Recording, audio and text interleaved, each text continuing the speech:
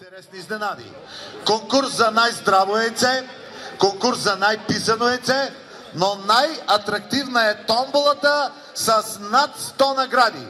Те са осигурени от русински фирми, които и тази година бяха любезни да ни предоставят тези прекрасни награди.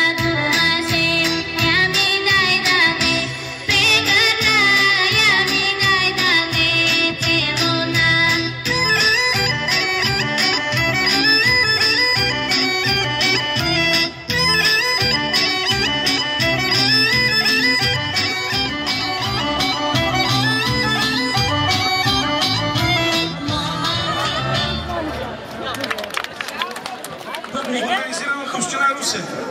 Празник по повод най-светлия християнски празник Възкресение Христово. Този красив християнски празник е символ на победата на доброто над злото. Той е символа на обединението, на вярата в доброто, на мечтите, на стремежа към по-добро бъдеще. Нека звъна на великденските кампании ни зарежда с вяра, с любов, с доброта. Нека ни обединява и нека заедно да вървим към нашата цел. Да живеем в един красив, един проспериращ град и тук заедно с нас да бъдат нашите родители, нашите близки и нашите деца, които са смисъла на живота ни. Забавлявайте се и се веселете, че сте празник.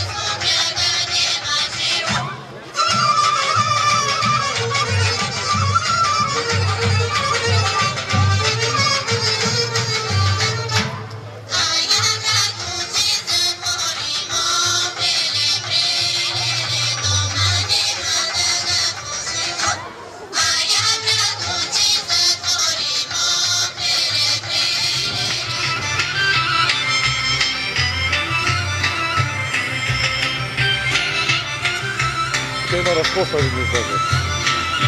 Ние трябваше вчера да минем да огледаме къде как се приближи. То там гътканицата няма как да я сложи стойката.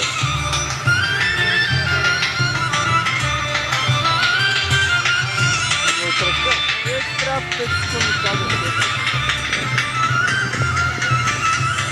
Никъде има по-тъйка риза. Ама тук май, тук депка им, защото много голямо приближаваме. Не, тук става със стойка.